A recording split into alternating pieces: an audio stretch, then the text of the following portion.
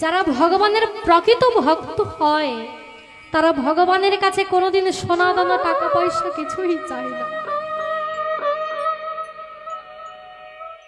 আমাদের দরজায় ভিখারি আসে, আমরা ভিক্ষা দিই, দেখবেন কিছু মনে করবেন না বাবা, তারাই হলো প্রকৃত বৈষ্ণব। কারা? আপনি তাকে ভালোবেসে 10 টাকা দেন, সে 10 টাকা নিয়েই বাড়ি চলে যাবে, দ্বিতীয়বার চাইবে না। হরি বল, হরি বল। যারা প্রকৃত বৈষ্ণব হয় তারা ভগবানের কাছে চায় কেবল ভক্তি, ভক্তিটাই শুধু চায়, আর কিছুই চায় না। কিন্তু অপরাধ নেবেন না মা, আমরা যখন ভগবানের কাছে চাই আমরা কি চাই? ধনং দেহি, যশং দেহি, রূপং দেহি, পুত্রং দেহি, চাই না? কি চাই? তো ধনং দেহি মানে আমাকে টাকা পয়সা সোনা দানা দাও। রূপং দেহি আমাকে সুন্দর করে দাও। পুত্রং দেহি আমাকে একটা ফুটফুটে পুত্র দাও। আমরা চাই না? ভগবানের কাছে এগুলো চাই না, কিন্তু ভগবানের কাছে এইগুলো চাইতে নেই। চাইবে কেন? চাইলে কম পড়ে যাবে। ভগবানের কাছে এইগুলো চাইতে নেই। ভগবানের কাছে কেবল চাইতে হয় প্রেম ভক্তি চাও, কারণ যেটা দিয়েই একমাত্র তাকে পাওয়া যায়। এই বিষয় হলো বাবা বিষ। বিষয় চেও না ভগবানের কাছে। মহাপ্রভু তিনি একদিন বলেছিল যে জীব যদি আমার কাছে বিষয় বৈভব চায় আমি তাকে এগুলো দিই না, কারণ আমার ভজে জীব চায় বিষয় সুখ, অমৃত ছেড়ে বিষ মাগে সে বড় মূর্খ।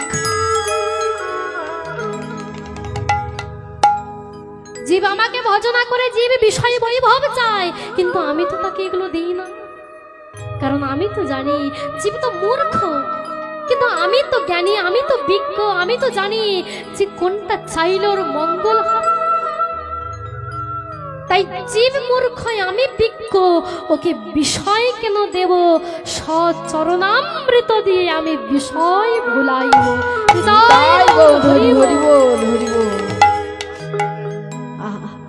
তাই ভগবানের কাছে বিষয় বৈভব কিছুই চাইতে নাই মা,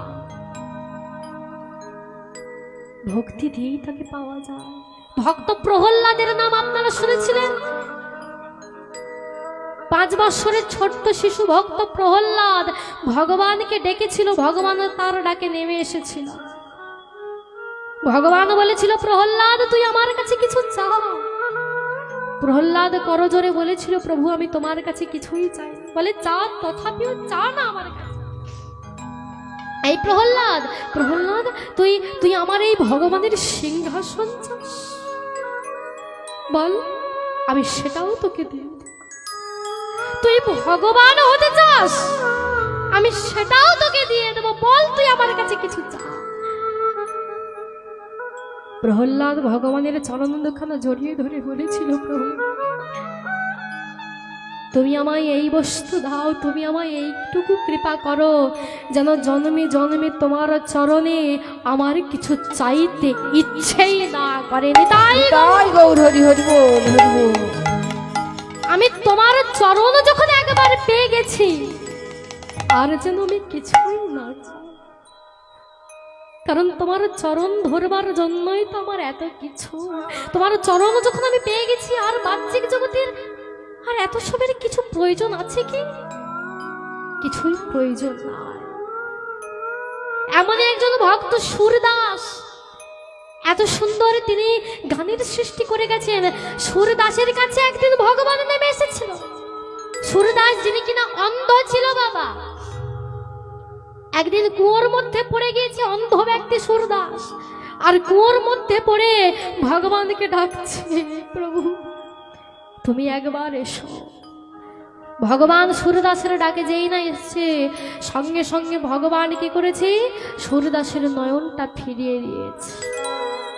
আর যেই না নয়নটা ফিরিয়ে দিয়েছে, এমন সময় সুরদাস যেইটা নয়নে মিলেছে, দেখতে পেল ভগবান দাঁড়িয়ে আছে। ভগবান বলছে, সুরদাস তুমি আমার কাছে কিছু চাও? বলে, প্রভু চাইতে বলছো, চাইবো একটা জিনিস, তুমি আমায় দেবে বলো, তুমি ফিরিয়ে দেবে না? বলে, হ্যাঁ আমি তো তোমায় দেওয়ার জন্যই এসেছি, তুমি চাও।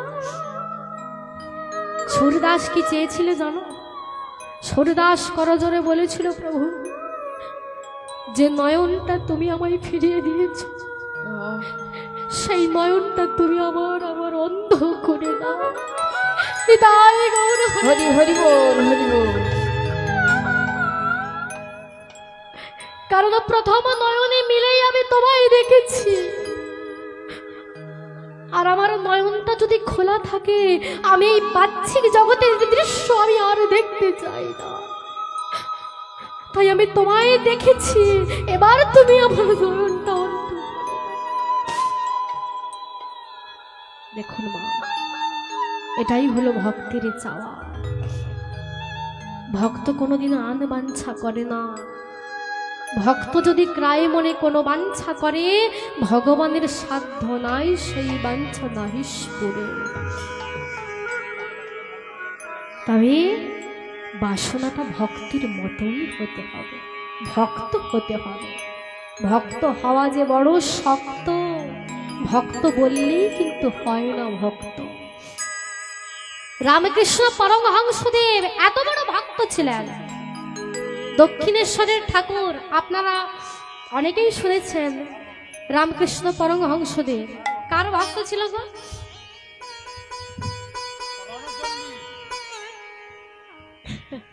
কি গো বলো কিছু।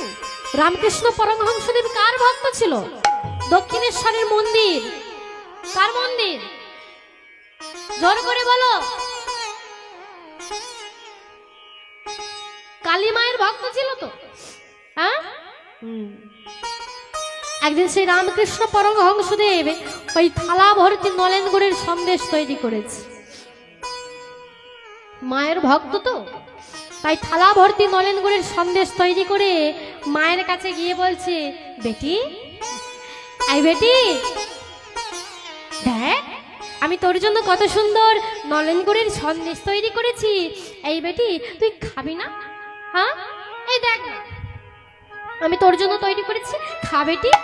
এই বলে সন্দেশটা নিয়ে মায়ের বতনের কাছে গিয়ে বলছে, খা বেটি, এই নে ধর, এই নে এই নে, খা খা খা খা খা খা খা বলতে বলতে সন্দেশটা মাকে খাওয়াতে গিয়ে নিজেই সন্দেশটা খেয়ে বসে আছে। লাল রঙের একটা জবা ফুলের মালা গেঁথেছে। জবা ফুলের মালা মায়ের পছন্দ তো, লাল জবা, তো লাল জবা ফুলের মালা গেঁথে মায়ের কাছে গিয়ে বলছে, বেটি এই বেটি এই নে ধর, পর পর পর বেটি, পর পর পর পর পর পর করতে করতে মালাটা মাকে পরাতে গিয়ে মালাটা নিজেই পরে বসে আছে। সঙ্গে সঙ্গে কথাটা গেল মাথুর বাবুর কানে। মাথুর বাবু ছুটতে ছুটতে এসে বললেন, এই যে ভবের ঠাকুর, কোথায় গেল আপনার আচার নিষ্ঠা?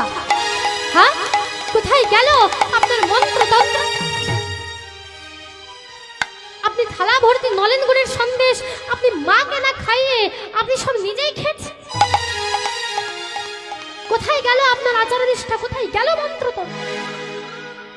আগে আগে কি মন্ত্র, মন্ত্র মন্ত্র মন্তর মন্তর মন্তর। এই মনটাই যদি আমি আমার মাকে না দিতে পারলাম, তাহলে কিসের মন্ত্র? আর তন্ত্র, তন্ত্র তন্ত্র তন মানে তো এই শরীর। আমি আমার মন প্রাণটাই, এই শরীরটাই যদি আমি আমার মাকে না দিতে পারি, তাহলে কিসের মন্ত্র, কিসের তন্ত্র? দেখুন মা, মাথুর বাবু এসে দেখছে রামকৃষ্ণদেব ওই সন্দেশটা মাকে খাওয়াতে গিয়ে নিজেই খেয়েছে। কিন্তু আসল তত্ত্ব এই জায়গায় না। আসল তত্ত্বটা কি না, রামকৃষ্ণ দেব যখন ওই সন্দেশটা নিয়ে মাকে খাওয়াতে যাচ্ছেন, সবাই দেখছেন নিজে খেয়েছে, কিন্তু রামকৃষ্ণ দেব কি দেখছে জানো? যেই না মাকে খাওয়াতে গেছে, যে বেটি তুই খা, এই না বেটি, এই না খা, খা বেটি, তোর জন্য বানিয়েছি, খা না বেটি খা। এমন সময় মা যেন বলছে, ওরে বেটা, তুই যে আমার সন্তান রে, আর তুই আমার সন্তান হয়ে তুই যদি অভুক্ত অবস্থায় থাকিস, আমি মা হয়ে আমি কেমন করে খেতে পারি বল? হরি বল, হরি বল। তাই ওরে বেটা, এই নে ধর, তুই খা বেটা, এই নে খা। তাই রামকৃষ্ণ দেবের হাতটাকে ধরে মা আমার তার ছেলের বদলে খাইয়ে দিচ্ছে।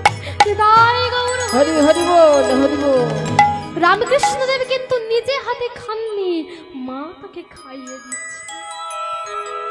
লাল জবা ফুলের মালা, সেটাও মাকে পরাতে গিয়েছে, আর মা বলছে, হ্যাঁ বাবা, এই মালাটা আমি পরলে যতটা না সুন্দর লাগবে, এই মালাটা যদি আমি তোকে পরাতে পারি, আমার ছেলেকে খুব ভালো লাগবে। হে নে, তুই পর।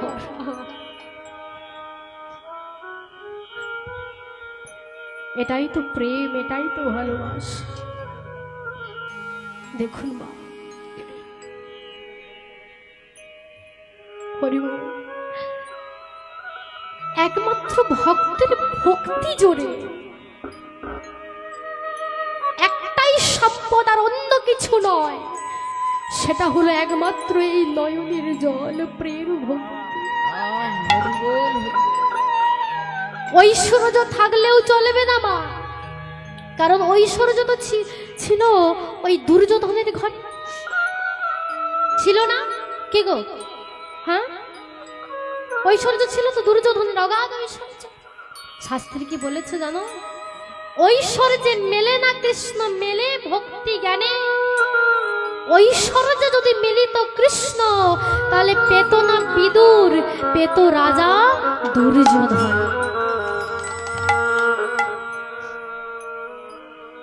এত ঐশ্বর্য আছে, কিন্তু ভগবান তার গৃহে গেল না। যখন দুর্যোধন যখন নিমন্ত্রণ দিয়েছে কৃষ্ণকে, রাজসভা যজ্ঞে যাবে, আর এমন সময় ঘরে বসে বসে কাঁদছে বিদুর। আহা, হরি বল। বিদুরের স্ত্রী পরাশরী দেবী, পরাশরী দেবী মনে মনে চিন্তা করছে, কৃষ্ণ, আজকে আমি শুনলাম তুই নাকি এই পথ দিয়ে তুই নাকি দুর্যোধনের ঘরে যাবি। কৃষ্ণ রে, দুর্যোধনের অগাধ ধন ঐশ্বর্য টাকা পয়সা রয়েছে, তাই বুঝি তুই তার ঘরে চলেছিস? তোর গরিব পিসিটার কথা কি তোর একবারও মনে পড়ছে না রে কৃষ্ণ? বড় স্বাদ ছিল এই হাত দিয়ে তোকে যত্ন করে কিছু খাওয়াবো। যেই না পরাশরী দেবী কাঁদছে, ভক্তের মনের বাসনা ভগবান বুঝতে পারলেন। এমন সময় ভগবান সঙ্গে সঙ্গে এসে ওই বিদুরের ঘরে দরজায় কড়া নেড়ে বলছে, পিসিমা, ও পিসিমা, দেখো পিসিমাকে এসেছে দেখো। যেই না পরাশরী দেবী কি করেছে, মনে মনে চিন্তা করলে, এ তো কৃষ্ণের গলা, এ তো আমার কৃষ্ণের কণ্ঠস্বর। এই বলে বিদুরের স্ত্রী পরাশরী দেবী কি করেছে জানো? সবে মাত্র স্নানটা করেছে, পরনে যে কাপড়টা পরবে তার কাপড় পরার কথাই ভুলে গেছে। বাহ্য জ্ঞানটা তার শূন্য হয়ে গেছে। পরাশরী দেবী ছুটতে ছুটতে গিয়ে দরজাটা খুলে দিয়ে বলছে, কৃষ্ণ, তুই এসেছিস, কৃষ্ণ তুই এসেছিস, আয় আয় বাবা, আয় আমার ঘরে আয় বাবা। কৃষ্ণ রে, গরিব পিসিমার বাড়িতে এসেছিস, দেখ না রে কৃষ্ণ, তোকে যে বসতে দেব একটা আসনও পর্যন্ত আমার বাড়িতে নাই। কত জন তোকে কত রাজ সিংহাসনে বসা, আর আমার একটা আসনও পর্যন্ত নাই যে তোকে আমি বসতে দেব রে কৃষ্ণ। এমন সময় কৃষ্ণ বলছে, ও পিসিমা, পিসিমা তুমি তখন ধরে এত কথা বলছো, তুমি এক কাজ করো না পিসিমা, আমায় আমায় বড্ড ক্ষুধা লেগেছে, তুমি তাড়াতাড়ি করে আমায় কিছু খেতে দাও দেখি। বলে, তুই খেতে চাইছিস বাবা, কিন্তু আমার ঘরে যে কিছুই নাই, আমি তোকে কি দেব? বলে, কে বলেছে কিছু নাই? হ্যাঁ, আমি রাস্তা দিয়ে আস্তে আস্তে দেখলাম ওই তোমার ঘরের পেছনে কলা গাছে সুন্দর কলা পেকে রয়েছে, আর তথাপিও তুমি বলছো তোমার ঘরে কিছু নাই, তুমি মিথ্যে কথা বলছো। পরাশরী দেবী মনে মনে চিন্তা করলো, আমি তো কালকে দেখলাম যে কলাগুলো কাঁচা অবস্থায় রয়েছে, পাকেনি, কিন্তু আজকে কৃষ্ণ বলছে কলাগুলো পেকে গেছে। আসলে কি হয়েছে জানো, সবারও তো আশা করে যে ভগবানকে একটু সেবা করায়, তাই ওই কলাগুলোও মনে মনে আশা করেছিল যে আমি গোবিন্দের বদনে যাব।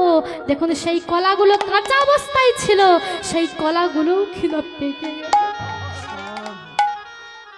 সঙ্গে সঙ্গে কলাগুলোকে পেড়ে নিয়ে এসে কৃষ্ণকে কোলের মধ্যে বসিয়ে বলছে, কৃষ্ণ মুখের দিকে তাকাচ্ছে, আর ওই কলার খোসাগুলোকে ছাড়াচ্ছে, আর কৃষ্ণের দিকে তাকিয়ে আছে। বাহ্য জ্ঞান শূন্য হয়ে যাচ্ছে। দেখুন মা, কলাগুলোকে ছাড়াচ্ছে আর শ্বাসটাকে ফেলে দিচ্ছে, আর শ্বাসটাকে ফেলে দিয়ে ওই চপাগুলোকে নিয়ে ভগবানের বদনের কাছে গিয়ে বলছে, ওহে ঠাকুর, একবারে খাও হে আমার প্রাণের ঠাকুর, একবার খাও হে আমার প্রাণের ঠাকুর,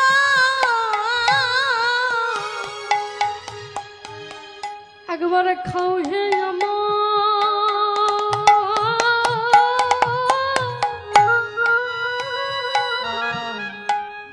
আমার প্রাণের ঠাকুর,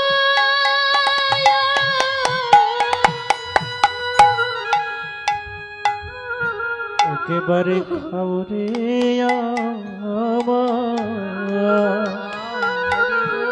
হরে কৃষ্ণ প্রাণের ঠাকুর,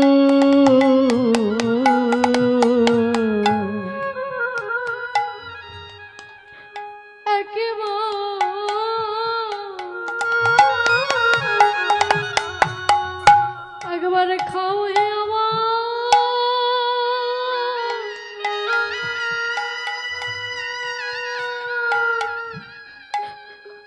প্রাণের ঠাকুর। তাই গৌর হরি হরি বল। একবার খাও হে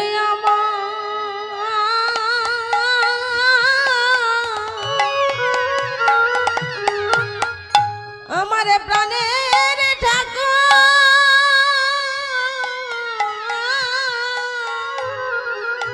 ঈশ্বরে তুমি যা দিয়েছ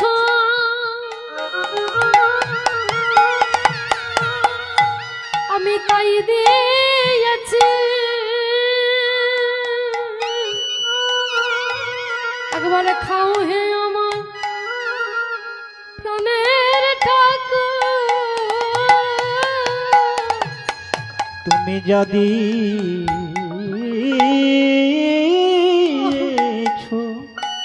হরে কৃষ্ণ আমি তোমায় তাই দিয়েছি, হরি বল। একবার খাও হে আমার প্রাণের ঠাকুর, তুমি যা দিয়েছ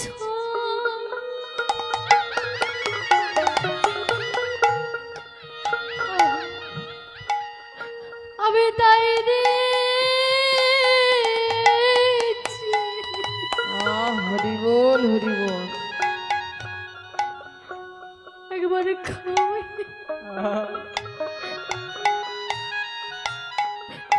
আমার প্রাণের ঠাকুর,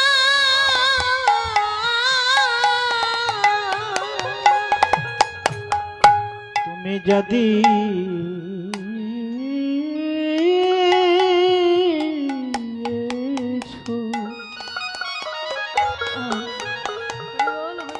আমি তোমায় তাই দিয়েছি ঠাকুর একেবারে খাও হে আমার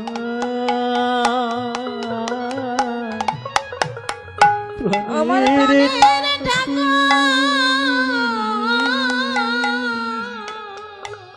তুমি যদি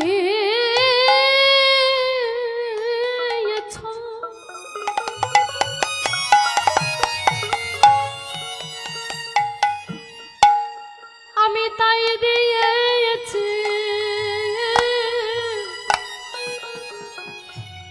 একবারে খাও হে প্রাণের ঠাকুর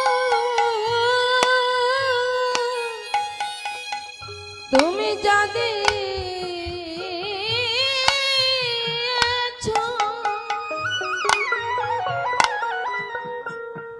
আমি তাই দিয়েছি একবার খাওয়াই আমার প্রাণের ঠাকুর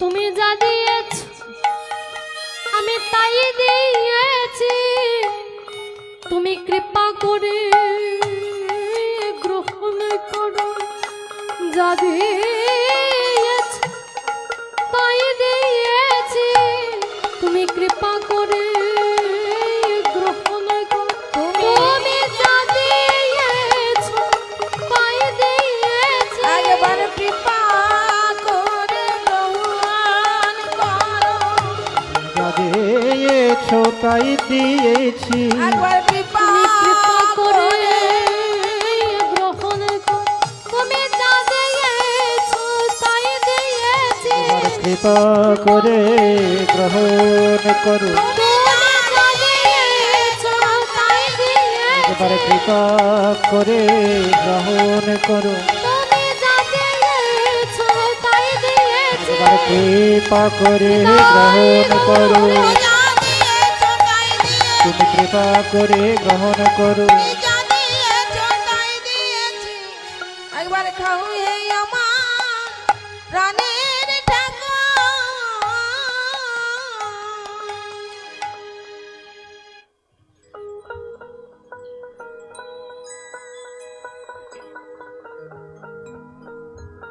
জানি তাই দেখুন বাবা তাই মা পরাশরী দেবী ভগবানকে ভক্তের ভক্তি জোরে ওই কলার চপা খাইয়েছিল গো। আর ভগবান কি করছে ভক্তের ভক্তিতে সেই কলার চপাগুলোই খেয়ে নিচ্ছে ভগবান। আহা বলুন তো মা আমরা তো মানুষ, আমরা মানুষ হয়ে আমাদেরকে যদি কলা বাদ দিয়ে যদি চপা দেয় আমরা খাবো? সঙ্গে সঙ্গে তার ভুলটা ধরিয়ে দেব না? কিন্তু ভগবান দেখুন যিনি ঐশ্বর্যপূর্ণ ভগবান সেই ভগবান হয়েও ভক্তের ভক্তিতে কলার চপাগুলো পর্যন্ত খেয়ে নিচ্ছে। হরিবল হরিবল। দেখুন মন্ত্রতন্ত্র কিছুই লাগে না, শুধু একমাত্র ভক্তি, ভক্তিতেই পেয়েছিল।